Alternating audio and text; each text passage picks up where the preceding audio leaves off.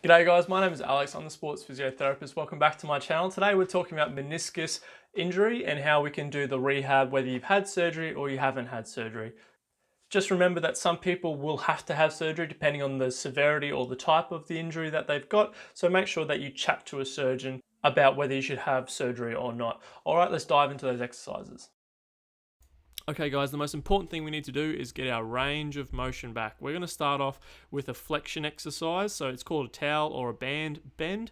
You want to have your leg that you're working on a slippery surface, whether that's like a tile or whether you can pop something underneath your heel that's going to make it frictionless or as close to as possible is great.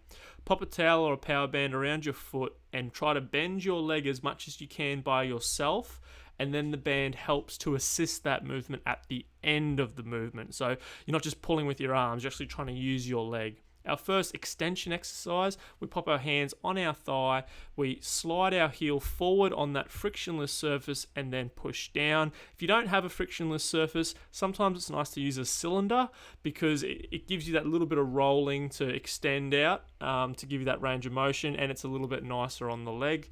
I quite like using a power band because you can sort of get more range of motion if your leg is contracting and pushing into something. So power band over your back, pop it around your foot, you push down and you push out. And by doing this, you're really going to help get back that last 5 or 10 degrees of range of motion. If you're not quite liking this, the next step is this standing knee extension. It's a great way to get that last 5 degrees back. So pop a power band behind your knee, extend out, contract the quads. This is a great way to push that last little bit of range. Make the environment safe, so by using a broomstick in one of your hands and holding it on the ground or standing next to a bench top that you can hold on to is a great way to make sure that you're nice and safe when performing this exercise. Our next exercise is a wall push down or slide. I use a doorway for this generally, or a setup in a cage as seen here. Pop your leg up on the wall and then assist it to slide down with your hands. By wearing a sock, you can also get a little bit less friction, which helps you getting down as far as you can. Once you get to that end of range, so sliding down, using that range, using your hands just to pull that little bit as seen in the video here, you can then slide back up. Once you've done this enough, you can then in the same position work on extension range, which is why I really like this exercise. It's so versatile. And same as the push downs, you just pop your hands on your thigh and then push out, trying to get that last little bit of range back. So sliding down to get the flexion range. And then once we can do this enough, we can then push back up to the top, pop our hands on our thigh, and then push out to get that last little bit of straightening range back as well. I also quite like using a band in the same situation because for extension, pushing against something just makes the knee sort of get that last little bit of range back because we're contracting the muscles, the quads are working. It's a powerful way to get that last terminal bit of extension range back. One of your best friends to get range of motion back is going to be a bike. Start off with half circles. So you're just going to half the range of motion. But once you can get about 90 degrees to 100 degrees of knee bending, the majority of people can get on a bike. On most sort of stationary bike setups. Pedals, obviously you can do a turnover much easier on a set of floor pedals, but this isn't a full range of motion as when you're on a bike because the knee has to bend a lot more when you're on one of the typical stationary bikes. You'll get your first bend by going backwards most likely. It's just a little bit easier so that your hip can get out of the way to give you that little bit of extra range. To do normal circles in a forwards direction, this takes a little bit longer. However, once you can do normal circles, we want to get you cycling normally. This will get your range of motion back. Motion is lotion. Everything gets a lot better once you can achieve stationary cycling on a bike. Now this last exercise is late stage. It's not for everyone, but it is a great way to get that range of motion back when in a squat position. And I always try to get my patients to this point, irrespective of a lot of things. Age I don't really think about. I think about what this person wants to do, what they want to get back to, and if that involves a lot of squatting and getting down on their haunches to clean, to squat in the gym, to do whatever, if it involves having to squat, it's a great exercise for that. Sit backs is a great way to get this range of motion back as well. Some people prefer this over a squat. We use the roller, pop it underneath our hips, and then sit back onto our heels. You can use the roller to chock yourself up so that you don't go as far down, and then you just remove the roller when you can get further range of motion. We come in and out of the movement, as same with the squat. It's just going to help you get that range of motion back. So our first exercise is going to be a heavy straight leg raise. So keep our leg nice and locked, our knee is straight. Use a band, use a weight, pop it on top. And then we're just going to try and get through 2 to 3 sets of 20 repetitions. Our next exercise is going to be leg extensions. So using a band home setup is on the right, or if you've got access to a gym on the left, leg extensions are a great way to get your quads firing. And there's no weight actually going down through the shaft of the leg, so the meniscus should be feeling pretty good with doing this exercise. It may be a little sore if the weight is too heavy, so just keep that in mind. Our next exercise is a leg press. Now, this doesn't have to be in specific order. These can all occur at the same time. The leg press is great because you can absolutely control every variable in regards to the weight and the range of motion by using the chocks on the machine. So whether it's flat, incline, just make sure that you're set up safely. We want to make sure that when you're performing this exercise, it's at a weight that's challenging, but not a weight that is going to lead to you not being able to control the movement, control the repetitions. Trying to get through 2 to 3 sets of 12 to 20 repetitions. We're trying to build that volume and endurance, especially in the early phase of rehabbing a meniscus, where we're trying to get that quads back, which may not have been there in the first place, and it's going to be a little bit harder after you've had an operation on the knee. For our hips and glutes, we want to do some side leg raises. So lining up against the wall, make sure that you're nice and supported. We want to have our leg raising up straight. We don't want to be rotating through the hips. We want a nice true side movement where our leg isn't coming in front and it's not coming behind us through rolling in our hips. We want to be nice and straight. So lock it out, raise it up. 3 sets of 15 to 20 repetitions. We can add a band if we feel like it's too easy for us to do that motion. Have the bottom leg bent, top leg straight, raising up, same motion, keeping the leg in a nice straight range of movement.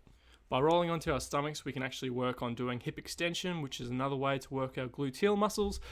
So lying with your hips on some pillows, it just raises your hips up a little bit and you can move through a greater range of motion than if you're lying flat, because we don't actually have a lot of true hip extension range. So once again, 3 sets, 15 to 20 reps. Make sure that you're not shifting a lot through your back. Make sure that all the motion is coming from your glutes and from your hips. Once you're starting to feel a bit more comfortable to put weight through your knee, doing some glute bridges, it would be your next glute exercise. 3 sets of 15 to 20 repetitions. Make sure that you're tucking your hips underneath you properly. We call this a pelvic tilt or an anterior pelvic tilt. I'll link a video that you can learn how to do this, but essentially we're tucking our pelvis underneath ourselves and we're pushing up, raising up, getting a glute squeeze. Progression from here is doing it on single leg once you feel a bit more confident. We're not trying to be jerky with our range of motion. We're pushing up, getting the glutes to work, and then coming back down. 3 sets of 8 to 12 reps. For our hamstrings, we're going to keep it simple. We're just going to be doing some banded hamstring curls. We can set up easily as seen here. Band around the foot, band around the opposite foot, curling up to the range that you're able to do comfortably. If you have access to a gym though, we can be doing a basic hamstring curl machine. These exercises is 3 sets of 12 to 20 reps. The load isn't important. Part of this is getting the knee to move through a range of motion, and then the second part is obviously making the hamstrings nice and strong. Can't completely forget fitness, so we can use battle ropes, 8 rounds, 30 seconds to stay fit. My left knee is injured in this video, so it's protected. It's just resting on the side there. I can do ski ergs, have my left leg resting on the outside. I can do 5 rounds of 20 calories. I could just do a steady state, 100 calories for time. Either way, I can get my heart rate up. I can get some cardiovascular aerobic training in and not feel like I'm injuring my leg by forcing myself to walk on a knee that's maybe not ready to do enough walking that would get me that, cardio efforts that I would usually do if I could just walk or run for 30 minutes. Assault bike is another option. This is a little bit more with the leg involved. As you can see, my left knee is moving a little bit, but it is supported upon the pegs of the assault bike. Really quite challenging. Although it's definitely not my favorite exercise, the assault bike is a great way to stay fit. So with the assault bike, it's got pegs that you can pop your sore leg up on and still do the same rounds as you would with the ski erg, 5 rounds of 20 cals. A rower is great if you can set it up with a slide board or at least a slippery surface, and I mean quite slippery. It has to be able to slide the injured leg. So my left leg is injured here. I'm able to do a 2-kilometer time trial, keeping my leg nice and straight. It doesn't have any friction going through the heel, so I don't have to really concern or worry myself about it as I'm performing this exercise. But it's a great way to stay nice and fit when you're undergoing a rehab for meniscus. Once you have full knee range of motion and you have access to like a watt bike or a stationary bike, we can just get you ticking over steady state, long exercise to get that cardio or aerobic fitness back. Just keep in mind, don't go hell for leather on your first 1 or 2 sessions back, as you don't know how your knee is going to respond. So in this second section, we're going to be working on some harder exercises. So goblet squats are a great way to get your balance between your knees back whilst performing a squatting motion. So we hold the weight close to our chest and make sure our knees are nice and even. We're not leaning over to one side, leaning over to the other side. Both legs are working evenly and both are pulling their weight during the exercise. We're not leaning on the left leg and relying on that over the other. 3 sets of 8 to 12 reps. We haven't addressed calves yet, and it is really important as you feel someone that's getting back to a field-based sport or you're an avid walker. Having strong calves is important for protecting the knee because our calves and our feet absorb the forces from the ground. It's our first thing that works hard to stop pressure going up the chain into our knee. So having nice strong calves is important. We're going to start off by doing some standing calf raises. If you're able to do them off a step, great. If you just need to do them flat on the ground, that's absolutely okay as well. We want to be working some endurance, so 3 sets of 12 to 20 repetitions. A great exercise that I get my patients to do that they haven't usually done before is a soleus press. Now, there's a few ways to set this up, but the best way is definitely access to a machine, which for some people might be a bit difficult. However, if you can, it is a great exercise because it builds up our soleus muscle, which is really important for absorbing forces when we run, when we walk. So having strong soleus muscles is a must. If you don't have access to a soleus machine, a bent knee calf raise is often the replacement exercise. However, given that you've got a knee injury, by being in that bent knee position, it may just irritate the knee, especially early on. So only do this as a variation for the soleus press in the latter stages of your rehab for the meniscus. So when the knee's well and truly quietened down and it's feeling a lot better than usual. Setting up your own soleus press machine is probably the better option. You can rest some weights on top of your leg, have your foot elevated on an object. Now, I've had patients use rice bags, use the kids, whatever to pop weight on your leg to raise up. It is doable at home and fairly easy to set up. If you've got weights, even better. We now want to start strengthening our quads again with a more robust compound exercise. So a front squat is generally the first exercise I'll get patients to do. It means the technique has to be on point with the weight being across the shoulders, setting yourselves up to a box height where you're just above 90 degrees. Setting up a box height is great for a number of reasons. One, you know how far you're going to go through the range of motion, and two, if things go wrong, you've got the ability to sit down. You can go for the back squat variation if you're someone that has been well trained. You're more comfortable with the back squat over the front squat. I'm not going to hold you against it. Both are going to work your quads pretty evenly. So for the trained person, it's up to you. Our next exercise in this middle stage is going to be working on our glutes. So a hip thruster where we go through more range of motion. It means the knee has to work a lot harder. It's in deeper ranges of knee flexion, which is why we can't do it at the start. So setting it on a bench, generally between your shoulder blades, and then thrusting up with your hips in that posterior tilt position of the pelvis. We can also do this in a single leg variation. This is really challenging and taxing even without an injury to boot. So don't expect to add loads straight away, but a power band on the bench, or just, once again, if you've got kids, pop the kids on the hips, or if you've got some sort of plate or weight that you can pop there, great. It's just to add that little bit of extra load to make you work that bit harder. Don't go too fast. Make sure you achieve full range of motion with the exercise. 3 sets of sort of 12 reps would be great.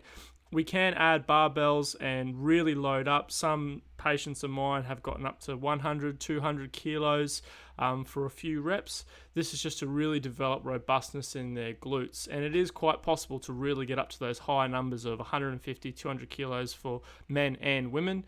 And it's a great exercise to work on that hip strength. You probably won't do that on the single leg, but definitely on the double leg. Finally, we can also do some monster walks. This is a great way to work on that lateral hip strength, that glute strength. 3 sets of 10 to 12 meters each way. Make sure the band's around the middle of your foot. It just makes the glutes work that little bit harder. Other options are a monster walk where your knee is nice and straight. However, both work fairly similar in regards to the glute activation. So pick your poison with that one. Standing raises are a nice way, along with the crab walk, to just fatigue your glutes out towards the end of a strength session. I would be encouraging people to do these as a fatigue exercise. So 3 sets of 8 to 12 reps per leg, or 2 sets if it's towards the end of a session. Just make sure that you're not moving through your trunk too much. All the movement should be occurring at our glutes. We shouldn't be extending through our back to do this exercise. But it's a great one, so give it a go. Also in the glute bracket, whilst we're here, we're going to go through a star plank. So 3 sets of 12 to 15 reps in this half position is a good amount of volume to achieve. Band around the knees, raising up. It's a progression from that side leg raise we mentioned earlier on in the video. This is a great way to work out trunk and hip stability whilst working the glute on the leg that's raising up and down. Now this full star plank is really challenging, it's really hard, it works the core, it works both sides of your hips, and is definitely one to add into your routine. Hamstring exercises that we can do in this mid-stage phase is heavier closed chain exercise. It's just a fancy way to say of when our feet are on the ground. The first hamstring exercise we did was the curl on the machine where our foot's not actually in contact with the ground. So we're going to do a bridge up on a box, 3 sets of 12 to 20 repetitions, just trying to build some volume. The idea is that the hamstring is going to work pretty hard here and your glutes are also going to work hard. Now, if you're doing the weighted hip thrusters, you may think, well, I don't know if I need to add this in. If you're someone that's going to go into a sprinting-based sport, definitely considering doing a little bit extra volume on your hamstrings is a good idea if you're going to be sprinting, especially if you're a faster athlete. So adding in some extra weight for these is a great way to make it a bit harder, and obviously we can turn it into a single leg exercise as well. I try to get people to work on achieving a similar amount of volume on a single leg as they do with a double leg, as our body is always going to move independently when doing sprinting and running. Like the leg has to be able to hold our body weight to a certain degree by itself. So having that independent leg strength is great, especially if you're someone that's trying to get back to sport. Eccentrics are a great way to add extra challenge to this exercise. So we raise up, hold with one leg, and then lower for 3 to 5 seconds. Now this may not be too challenging if you've got good strength on the one leg. So if that's the case, you need to add some weight, pop some weight across your hips. In this mid-stage rehab, we can also consider some hex bar deadlifts. I try to get people back into their compound lifts. Nothing crazy heavy at this point in time, but just getting them back into those gym movements they're going to have to do when they get back to sport, or introducing this movement for the first time with people that haven't lifted anything heavy for a while, because even in everyday life, you are going to pick up heavy things again. And if we don't address this in the rehab process with my patients, then I know they might be at risk later down the line. It's a great way to pick up something heavy, which is great, and to develop good strength in our hamstrings and glutes. Another variation is obviously an RDL. Both exercises work the hamstrings. The RDL does bias our hamstrings a bit more. So hinging at the hips, making sure our knees don't come too far forward. The idea is that our hips do the majority of the work here, and we really get a great stretching sensation through our hamstrings, and our glutes are firing. So it's a very big posterior chain exercise, great for strengthening up the hamstrings. For some of my patients, I'll add in an RDL, especially sprinters and athletic people doing a field-based sport. You need that hip control on that leg. We need to have that ability to control our trunk, control our hips that's in contact with the ground, control our knee. And this is just a nice way to do that whilst targeting our glutes and hamstrings. So work on nice form. We move about our hips. We keep our knee in that slightly bent position, coming down to as far as we're able to, but not bending in our back to get to the floor. That's not important. In this mid stage, we want to consider more hip, knee, and ankle patterning. So single leg balance, just standing is great once you're able to. So this can be a bit early, but as soon as we can, we want to make it a bit harder. So what we're going to do is a star balance exercise where we reach out, tap the floor in front, tap the floor diagonally behind and on the other side. Now, if you can imagine standing in a clock face, you could just tap around at 1, 2, 3, 4, all the way around to 6. But what we are trying to achieve here is the ability to bend on that leg that's on the ground and control the movement. So my knees tracking straight, I'm not wobbling through my hips, I feel strong, I feel in control. If you don't feel these things, it's definitely something to practice, because we are going to have to spend time balancing on that leg eventually, and building up our confidence with it in our rehab is a big must. So don't neglect doing some motor exercises. Once you can do this, some single leg touchdowns are a great way to work on that hip, knee and ankle control. So it's part of the squat pattern, and I definitely will add this in at different phases with certain patients, but I just wanted to have this block of motor control at the end so that we can go through the progressions. I get patients with all my exercises to work on both sides, so you need to be doing these touchdowns on the injured leg and on the non-injured leg. Make sure that it's comfortable in the sense that you're able to do it. You've built up enough strength in the leg to control this range of motion. If it is too challenging, just decrease the height that you're standing on for the tap down. But it's a great exercise to work on that hip, knee and ankle control. So from here, our next progression is to do single leg squats. Now you might be a little bit freaked out by doing this, but it's absolutely safe to begin in the mid-stage rehab where you've got some strong quads. We can just increase the height that you're doing it at so you're not going down as far. And then once you feel more confident, you just increase the depth. So you take something away. So you take a plate away, or you make the chair a bit lower, what have you. Just make sure that the surface you're going to is sturdy and safe. 3 sets of 5 to 8 reps, coming down, tapping and coming back up. If it's too hard to tap and come back up, you may sit, but eventually we want to be able to go down, touch, and then come back up to our standing position to achieve a full rep. Our next motor control is doing a hip hinge. So RDLs, we've already done that double leg, but doing it on the single leg is a great way to work on that hip, knee, and ankle control, but when we're moving about our hip, not moving about our knees so much.